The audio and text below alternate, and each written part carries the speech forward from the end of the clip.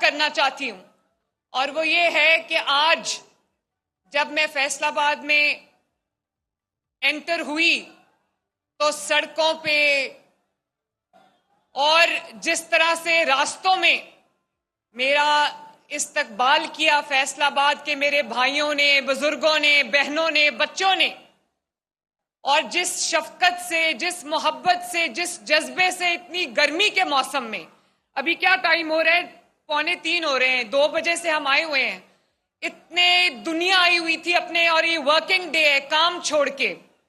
तो मैं स्पेशली जहां पे मेरा हेलीकॉप्टर लैंड किया, ज़रई यूनिवर्सिटी, वहां के स्टूडेंट्स ने, लड़कों ने, लड़कियों ने, बच्चियों की बड़ी तादाद ने जिस तरह, जिस मोहब्बत से मेरा इस्तकबाल किया, मैं फैसलाबाद एग्रीकल्चर यूनिवर्सिटी के तलबा को अपनी तरफ से मोहब्बत का पैगाम देना चाहती हूँ, शाबाश देना चाहती हूँ और बहुत बहुत प्यार उनको और शुक्रिया पहुंचाना चाहती हूँ।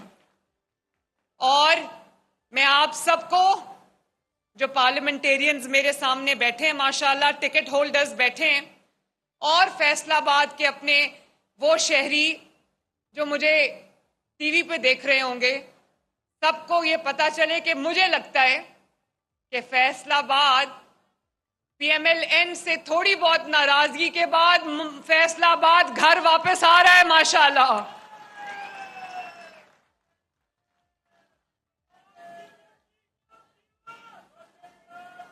थैंक यू, मेहरबानी, मेहरबानी, thank you, thank you. Rana Sanaullah साहब, राना साहब मेरे बड़े, थैंक यू, थैंक यू। अच्छा बैठे बैठे बात तो कर लेना। थैंक यू, मुझे पता है बहुत जज्बा है, लेकिन मैंने बातें करनी है, बड़ी दिल की बातें, मैं इतनी दूर से आपसे बातें करने आई हूं। राना सनाउल्लाह साहब, मैं आपकी बड़ी इज्जत करती हूं, मुझे बहुत अकीदत है आपसे, क्योंकि आप और बाकी सब भी जो बैठे हैं, ये वो लोग हैं जो मेरे वालिद के साथी हैं। मेरे वालिद के ऊपर जब बुरा वक्त आया तो सारे एक सीसा पिलाई हुई दीवार की तरह, बयानुल मरसूस की तरह खड़े रहे मेरे वालिद के साथ, पार्टी के साथ। लेकिन क्योंकि आपने बात की है, तो मैं एक तो आपको सेनेटर बनने की फैसलाबाद के सामने बहुत बहुत मुबारकबाद। मैं बहुत खुश हूं राना साहब, मुझे वो दिन याद आ रहा था जब आपने कहा कि जब आप जेल में थे और आपको कोर्ट लेके जाया जाता था, तो आपने वो शेर वाला मास्क पहना हुआ था और आपने कहा कि अगर मैं नवाज शरीफ के साथ पहले 100% कमिटेड था, तो आज मैं 1000% कमिटेड हूं। और आप पर कोई आम मुकदमा नहीं बना था, आप पर वो मुकदमा बनाया गया था जो सजाए मौत, जिसका नतीजा नजर आता था। ऐसी सिचुएशन में इतनी बहादुरी का और कमिटमेंट का, डिवोशन का मुजाहरा करना, मैं आपको सलाम करती हूं। और राना साहब, बहुत इज्जत के साथ आपने मुझे कहा कि आपके वो जो लोग हैं उनको, आपके मुखालिफिन को तनकीद करने के लिए बात नहीं मिलती, वो बड़ी मेहनत करते हैं लेकिन जाया जाती है, ये ठीक है बात। तो आपने कहा कि आप उनके बारे में जिक्र भी ना किया करें। मैं नहीं करूंगी राना साहब, मुझ पे बात करेंगे, मैं कभी जिक्र नहीं करूंगी। हालांकि मुझ पे तनकीद क्या होती है, बड़ी खूबसूरत तनकीद होती है कि तस्वीरें ज्यादा आती हैं, हर जगह इसकी तस्वीर है। भाई जब काम करोगे तो तस्वीर तो आएगी ना। लेकिन राना साहब, मुझ पर भले बात करें, मुझे कोई फर्क नहीं पड़ता। ये जो 7-8 साल इन्होंने किया है, बातें की हैं, मुझ पे बात करें, मरियम नवाज कुछ नहीं कहेगी। लेकिन अगर पंजाब पर बात करेंगे, पंजाब के अवाम पे बात करेंगे, पंजाब की तरक्की पे बात करेंगे, पंजाब के हक पे बात करेंगे, तो मरियम नवाज आपको घर तक पहुंचा के आएगी।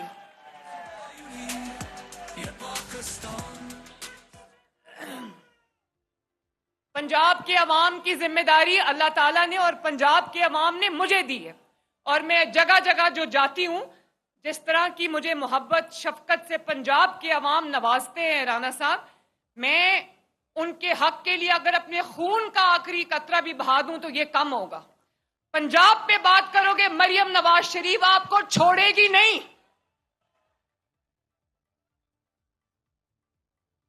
और फैसलाबाद वालों, आपको बहुत बहुत इलेक्ट्रिक बसेस बहुत बहुत मुबारक हो। फैसलाबाद डिवीजन के लिए नवाज शरीफ साहब की दुआओं के साथ मरियम नवाज आपके लिए 150 इलेक्ट्रिक बसेस लेकर आई है, जिसमें फैसलाबाद को 90, झंग को 30, चिन्योट और टोबा टेक सिंह को 15-15 बसेस जो हैं वो फराहम की जा रही हैं। और फैसलाबाद वालों, आप जानते हो, झंग, टोबा टेक सिंह और चिन्योट को तो क्या मिलनी है बसेस, फैसलाबाद में पब्लिक ट्रांसपोर्ट नहीं थी, ये पहली पब्लिक ट्रांसपोर्ट आई है फैसलाबाद में।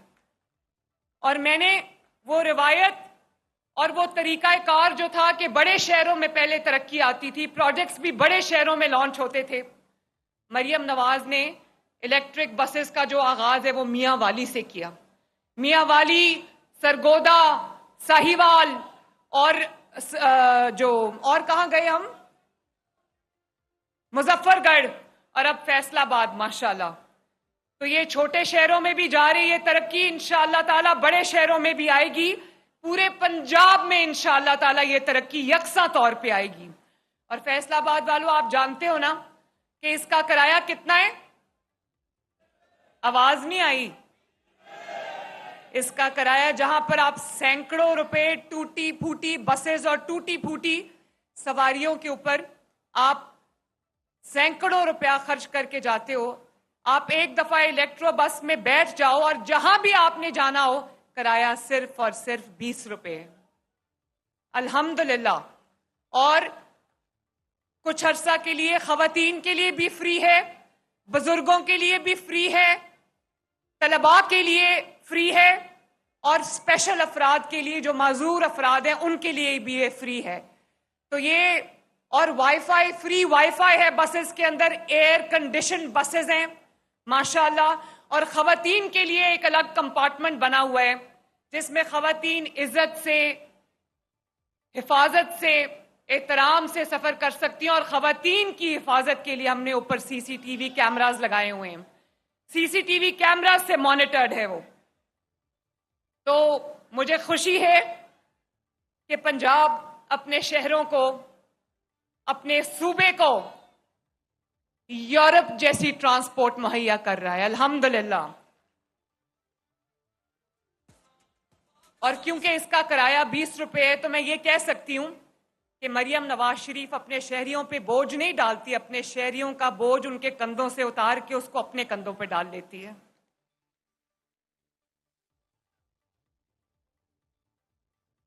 फैसलाबाद वाले मेरे भाइयों और बहनों, मेरे बुजुर्गों,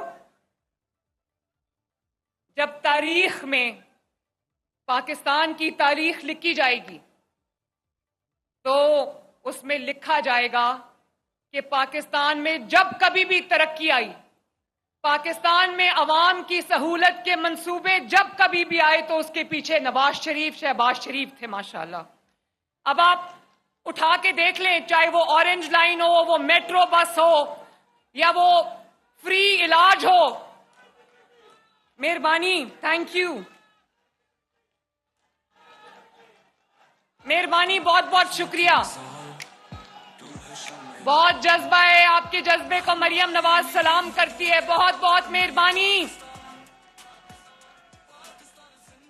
फैसलाबाद वालों, आपको और एक और मुबारक कि इंशाअल्लाह ताला आने वाले चंद हफ्तों में फैसलाबाद में मेट्रो की तामीर शुरू हो जाएगी। और लाहौर और पिंडी वाली मेट्रोस पुरानी हो गई, वो उससे ज्यादा जदीद, उससे ज्यादा state of the art electric जो ट्रेन है वो आ रही है, जो ना ट्रेन है वो बस से, ट्रैक के बगैर चलती है फैसलाबाद के लिए। मैं वो 120 बिलियन रुपए की मेट्रो लेकर आ रही हूं इंशाअल्लाह ताला। और बहुत जल्द इंशाअल्लाह ताला हम उसका संगे बुनियाद रखेंगे। उसका डिजाइन में थोड़ा प्रॉब्लम था और फिर ये सैलाब आ गया, उसमें हम बिजी हो गए। तो फैसलाबाद वालों, पंजाब में बदतरीन सैलाब आया, बदतरीन, और पंजाब के दरिया बिफर गए। 3 दरियाओं में तो सतलुज, चेनाब और रावी में तो तबाहकुन सैलाब आया, और ऊपर से 4 महीने मुसलसल मॉनसून का मौसम चलता रहा, बारिशें होती रहीं, और ऊपर से इंडिया ने अपने स्पिलवेज खोल दिए। तो हमारे जो शहर है, हमारे देहात हैं, 27 शहरों के अंदर वो ज़ेरे आब आ गए। तो आप जानते हो फैसलाबाद वालों, आपको जान के खुशी होगी कि आपकी हुकूमत ने, पंजाब हुकूमत ने, आपकी वजीर आला ने अल्लाह ताला के फजलो करम से रातें जाग जाग के, आपकी काबीना ने रातें जाग जाग के, आपकी इंतजामिया ने रातें जाग जाग के, आपकी पुलिस ने 1122 ने रातें जाग जाग के, सिविल डिफेंस ने, महकमा सेहत ने रातें जाग जाग के, आप जानते हो कि 2.5 मिलियन अफराद को रेस्क्यू किया है, 2.5 मिलियन अफराद को। और जितनी बड़ी तबाही थी, अगर हमने टाइमली लोगों को इवैक्यूएट ना किया होता और टाइमली लोगों को रेस्क्यू ना किया होता तो अल्लाह ताला माफ करे, जानी नुकसान बहुत बड़ा हो जाता। तो अल्लाह का शुक्र है, सिर्फ 2.5 मिलियन अफराद को रेस्क्यू नहीं किया गया, 2 मिलियन से ज्यादा जानवर, मवेशी, जो लोगों का रोजगार होता है, उनको भी हमने कश्तियों में बिठा बिठा के, बेड़ों पे खड़ा कर करके हम लोग जो है वो महफूज मकाम पर लेकर गए हैं। तो पंजाब वो सूबा है जो न सिर्फ अपने शहरियों की हिफाजत करना जानता है, उसके लिए उसके हर शहरी की जान कीमती है, बल्कि उसके लिए उनके शहरियों का जो रोजगार है, जो मवेशी है, जो जानवर है, उनकी भी कीमत बाकी जगहों से, बाकी इंसानी जानों से बड़ी उनकी हिफाजत हमने की है। और फिर उनको, जैसे राणा साहब ने कहा कि उनको अपना मेहमान बनाया, उसको सैलाब ज़दगान नहीं कहा, उनको कहा भी और समझा भी कि ये पंजाब हुकूमत के वजीर आला के मेहमान हैं।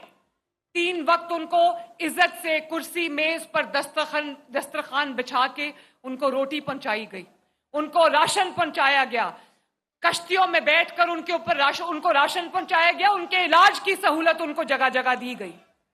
क्लिनिक्स ऑन व्हील्स और फील्ड हॉस्पिटल्स ने उन जगहों पर जाकर काम किया जहां पर रास्ता भी नहीं था। तो मैं उन सबको शाबाश देना चाहती हूं और आपको फख्र होना चाहिए कि पंजाब वो सूबा है जो ना सिर्फ अपने